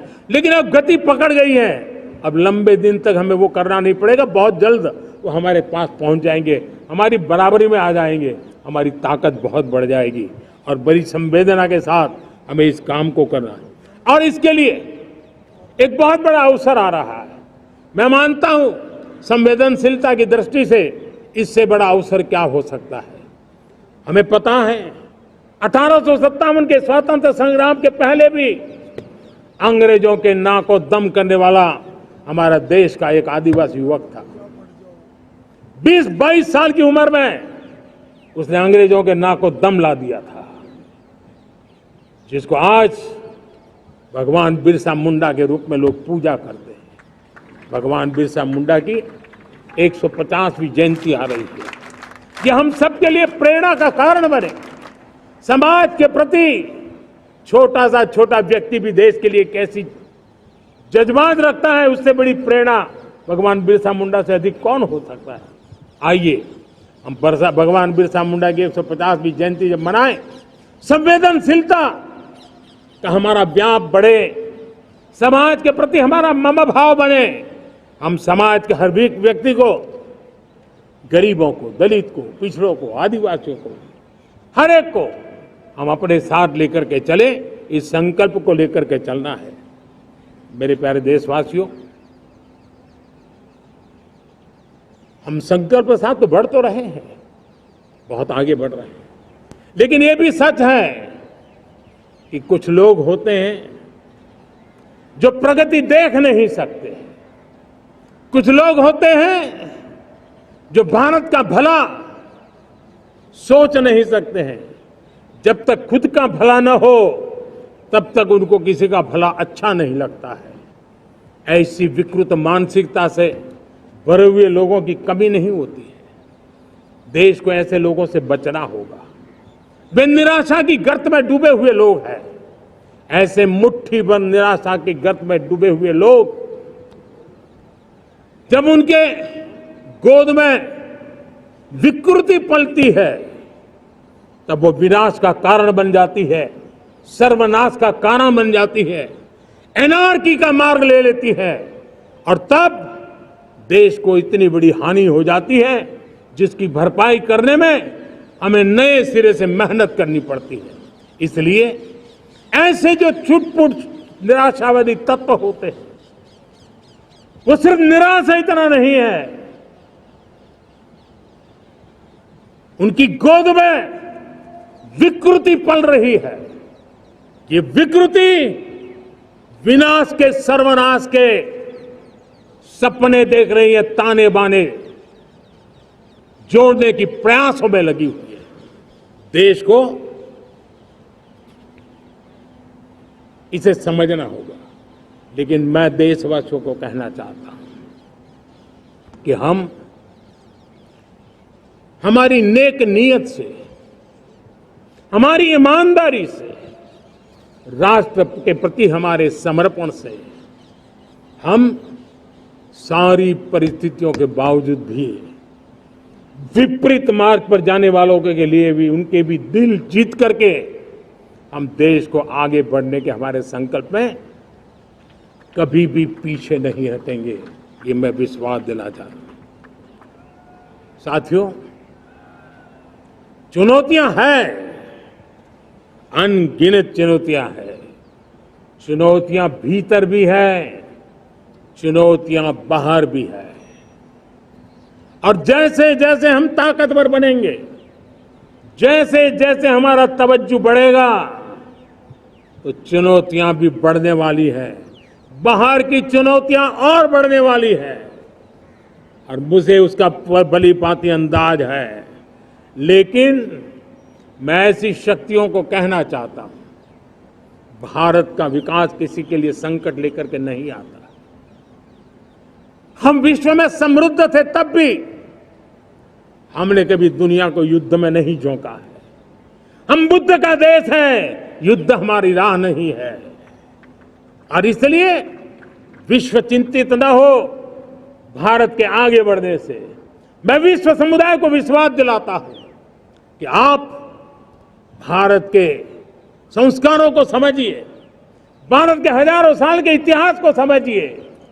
आप हमें संकट मत मानिए, आप उन तरकीबों से न जुड़िए जिसके कारण पूरी मानव जात का कल्याण करने का सामर्थ्य जिस भूमि में है, उस भूमि को ज्यादा मेहनत करनी पड़े। लेकिन फिर भी मैं देशवासियों को कहना चाहता हूं, चुनौतियां कितनी ही क्यों न हो, चुनौती को चुनौती देना ये हिंदुस्तान की फितरत में है। न हम डिगेंगे, न हम थकेंगे, न हम रुकेंगे, न हम झुकेंगे। हम संकल्पों की पूर्ति के लिए 140 करोड़ देशवासियों का भाग्य बदलने के लिए, भाग्य सुनिश्चित करने के लिए, राष्ट्र के सपनों को साकार करने के लिए हम कोई कोर कसर नहीं छोड़ेंगे। हर बदनीयत वालों को हम हमारी नेक नीयत से जीतेंगे, ये मैं विश्वास देता हूं। मेरे प्यारे देशवासियों, समाज की मनोरचना में भी बदलाव कभी कभी बहुत बड़ी चुनौती का कारण बन जाता है। हमारा हर देशवासी भ्रष्टाचार की दिमक से परेशान रहा है। हर स्तर के भ्रष्टाचार ने सामान्य मानवीय का व्यवस्थाओं के प्रति विश्वास तोड़ दिया है। उसको अपनी योग्यता, क्षमता का प्रति अन्याय की जो गुस्सा होता है, वो राष्ट्र की प्रगति में नुकसान करता है। और इसलिए हमने व्यापक रूप से भ्रष्टाचार के खिलाफ एक जंग छेड़ा है। मैं जानता हूं इसकी कीमत मुझे चुकानी पड़ती है, मेरी प्रतिष्ठा को चुकानी पड़ती है, लेकिन राष्ट्र से बड़ी मेरी प्रतिष्ठा नहीं हो सकती है, राष्ट्र के सपनों से बड़ा मेरा सपना नहीं हो सकता। और इसलिए ईमानदारी के साथ भ्रष्टाचार के खिलाफ मेरी लड़ाई जारी रहेगी, तीव्र गति से जारी रहेगी और भ्रष्टाचारियों पर कार्रवाई जरूर होगी। मैं भ्रष्टाचारियों के लिए भय का वातावरण पैदा करना चाहता हूं, ताकि देश के सामान्य नागरिक को लूटने की जो परंपरा बनी है, उस परंपरा को मुझे रोकना है। लेकिन सबसे बड़ी नई चुनौती आई है। भ्रष्टाचारियों से निपटना तो है ही, लेकिन समाज जीवन में उच्च स्तर पर एक जो परिवर्तन आया है, वो सबसे बड़ी चुनौती भी है और एक समाज के लिए सबसे बड़ी चिंता भी है। क्या कोई कल्पना कर सकता है कि मेरे ही देश में इतना महान संविधान हमारे पास होने के बावजूद भी कुछ ऐसे लोग निकल रहे हैं जो भ्रष्टाचार का महिमा मंडन कर रहे हैं, खुलेआम भ्रष्टाचार का जय जयकार कर रहे हैं। समाज में इस प्रकार के बीज बोने का जो प्रयास हो रहा है, भ्रष्टाचार का जो महिमा मंडन हो रहा है, भ्रष्टाचारियों की स्वीकार्यता बढ़ाने का जो निरंतर प्रयास चल रहा है, वो स्वस्थ समाज के लिए बहुत बड़ी चुनौती बन गया है, बहुत बड़ी चिंता का विषय बन गया है। भ्रष्टाचारियों के प्रति समाज में दूरी बनाए रखने से ही किसी भी भ्रष्टाचारी को उस रास्ते पर जाने से डर लगेगा। अगर उसका महिमा मंडन होगा तो जो आज भ्रष्टाचार नहीं करता है उसको भी लगता है कि ये तो समाज में प्रतिष्ठा का रंग बन जाता है, उस रास्ते में जाने में बुरा नहीं है। मेरे प्यारे देशवासियों, बांग्लादेश में जो कुछ भी हुआ है उसको लेकर पड़ोसी देश के नाते चिंता होना, मैं इसको समझ सकता हूं। मैं आशा करता हूं कि वहां पर हालात जल्द ही सामान्य होंगे। खास करके 140 करोड़ देशवासियों की चिंता कि वहां हिंदू, वहां के अल्पसंख्यक, उस समुदाय की सुरक्षा सुनिश्चित हो। भारत हमेशा चाहता है कि हमारे पड़ोसी देश सुख और शांति के मार्ग पर चले। शांति के प्रति हमारा कमिटमेंट है, हमारे संस्कार है। हम आने वाले दिनों में बांग्लादेश की विकास यात्रा में हमेशा हमारा शुभचिंतन ही रहेगा, क्योंकि हम मानव जाति की भलाई सोचने वाले लोग हैं। मेरे प्यारे देशवासियों, हमारे संविधान को 75 वर्ष हो रहे हैं। भारत के संविधान के 75 वर्ष की यात्रा देश को एक बनाना, देश को श्रेष्ठ बनाने में बहुत बड़ी भूमिका रही। भारत के लोकतंत्र को मजबूती देने में हमारे देश के संविधान की बहुत बड़ी भूमिका रही। हमारे देश के दलित, पीड़ित, शोषित, वंचित को सुरक्षा देने का बहुत बड़ा काम हमारे संविधान ने किया है। अब जब संविधान के 75 वर्ष हम मनाने जा रहे हैं, तब हम देशवासियों ने संविधान में निर्दिष्ट कर्तव्य के भाव पर बल देना बहुत जरूरी है। और जब मैं कर्तव्य की बात करता हूं, तब मैं सिर्फ नागरिकों पर बोझ बनाना नहीं चाहता। कर्तव्य केंद्र सरकार के भी है, कर्तव्य केंद्र सरकार के हर मुलाजिम के भी है, कर्तव्य राज्य सरकारों के भी है, राज्य सरकार के हर मुलाजिम के हैं, कर्तव्य हर स्थानीय स्वराज संस्था के हैं, चाहे पंचायत हो, नगर पालिका हो, महानगर पालिका हो, तहसील हो, जिला हो, हर किसी के कर्तव्य है। लेकिन साथ साथ 140 करोड़ देशवासियों की कर्तव्य है। अगर हम सब मिल करके अपने कर्तव्यों का निर्वाह करेंगे तो हम अपने आप औरों के अधिकारों की रक्षा करने के लिए निमित्त बनेंगे। और जब कर्तव्य का पालन होता है तब अधिकारों की रक्षा निहित होती है, उसके लिए कोई अलग से प्रयास करने की जरूरत नहीं पड़ जाती है। मैं चाहता हूं कि हमारे इस भाव को लेकर के हम चलेंगे, हमारा लोकतंत्र भी मजबूत होगा, हमारा सामर्थ्य और बढ़ेगा और हम एक नई शक्ति के साथ आगे बढ़ेंगे। मेरे प्यारे देशवासियों, हमारे देश में सुप्रीम कोर्ट ने बार बार यूनिफॉर्म सिविल कोड को लेकर जो चर्चा की है, अनेक बार आदेश दिए हैं, क्योंकि देश का एक बहुत बड़ा वर्ग मानता है और उसमें सच्चाई भी है कि जिस सिविल कोड को हम लेकर के जी रहे हैं, वो सिविल कोड सचमुच में तो एक प्रकार का कम्युनल सिविल कोड है, भेदभाव करने वाला सिविल कोड है। ऐसे सिविल कोड से जब संविधान के 75 वर्ष मना रहे हैं और संविधान की भावना भी जो हमें कहती है करने के लिए, देश की सुप्रीम कोर्ट भी हमें कहती है करने के लिए, और तब जो संविधान निर्माताओं का सपना था, उस सपने को पूरा करना हम सबका दायित्व है। और मैं मानता हूं इस गंभीर विषय पर देश में चर्चा हो, व्यापक चर्चा हो, हर कोई अपने विचारों को लेकर के आए और उन कानूनों को, जो कानून धर्म के आधार पर देश को बांटते हैं, जो ऊंच नीच का कारण बन जाते हैं, ऐसे कानूनों को आधुनिक समाज में कोई स्थान नहीं हो सकता है। और इसलिए मैं तो कहूंगा, अब समय की मांग है कि देश में एक सेकुलर सिविल कोड हो। हमने कम्युनल सिविल कोड में 75 साल बिताए हैं, अब हमें सेक्युलर सिविल कोड की तरफ जाना होगा और तब जाकर के देश में धर्म के आधार पर जो भेदभाव हो रहे हैं, सामान्य नागरिक को जो दूरी महसूस होती है, उससे हमें मुक्ति मिलेगी। मेरे प्यारे देशवासियों, जब मैं देश में एक चिंता हमेशा कहता हूं, परिवारवाद, जातिवाद भारत के लोकतंत्र को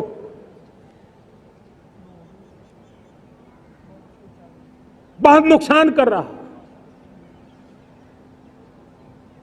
देश को, लोक राजनीति को हमें परिवारवाद और जातिवाद से मुक्ति दिलानी होगी। आज मैं देख रहा हूं मेरे सामने जो नौजवान है, उसमें लिखा हुआ है माय भारत, जिस संगठन का नाम है उसकी चर्चा लिखी है, यहाँ बहुत बढ़िया तरीके से लिखा हुआ है। माय भारत के अनेक मिशन है। एक मिशन ये भी है कि हम जल्द से जल्द देश में राजनीतिक जीवन में जनप्रतिनिधि के रूप में 1 लाख ऐसे नौजवानों को आगे लाना चाहते हैं।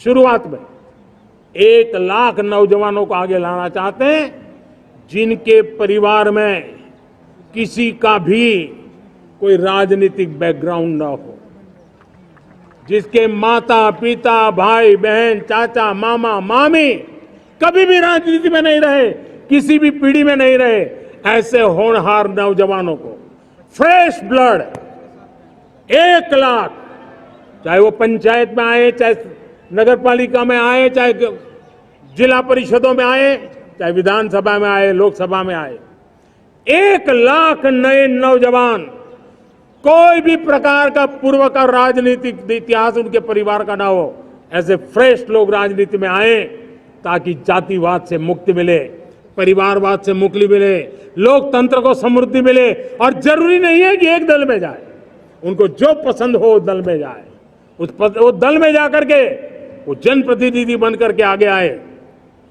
देश तय करके चले कि आने वाले दिनों में 1 लाख ऐसे नौजवान जो परिवार राजनीति से दूर दूर का संबंध नहीं है, ऐसे फ्रेश ब्लड आएंगे तो सोच भी नहीं आएगी, सामर्थ्य भी नहीं आएगा, लोकतंत्र समृद्ध होगा।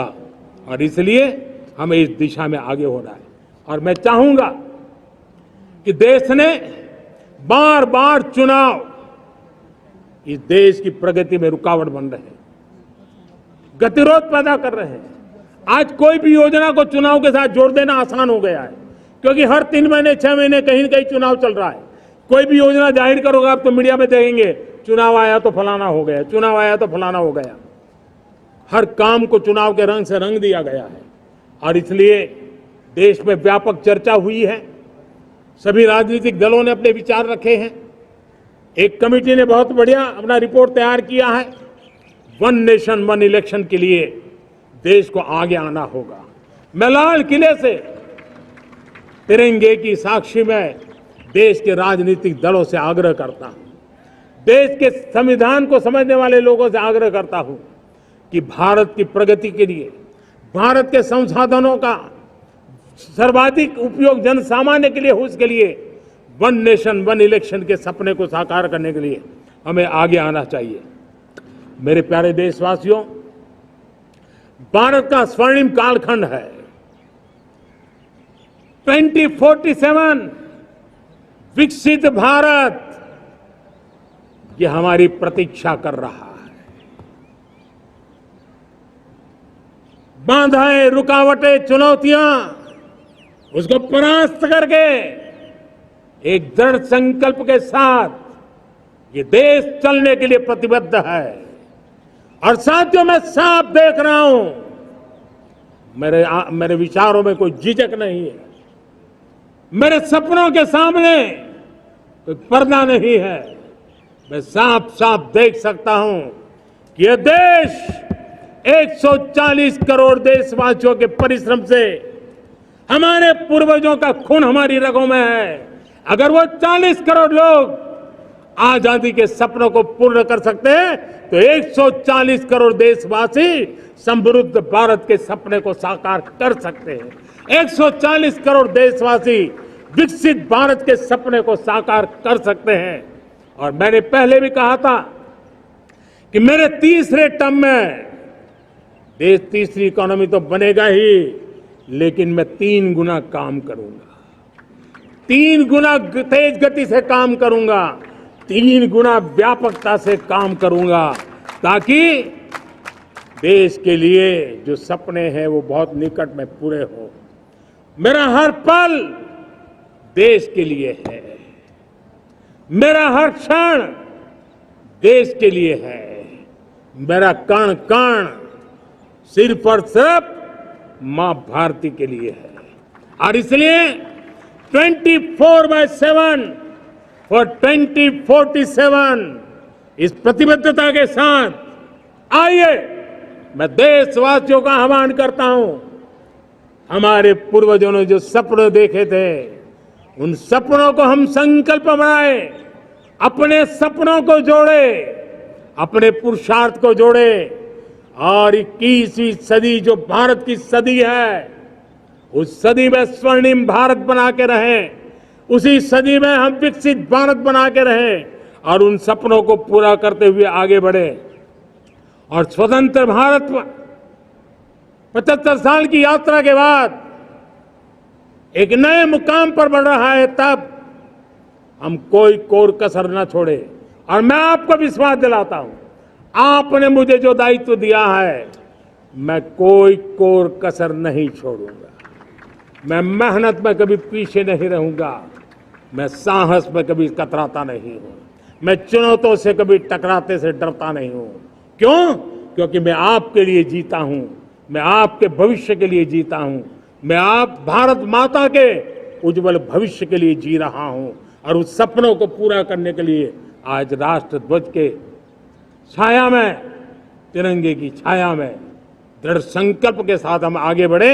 इसी के साथ मेरे साथ बोलिए, भारत माता की, भारत माता की, भारत माता की, वंदे वंदे वंदे वंदे। जय हिंद, जय हिंद, जय हिंद।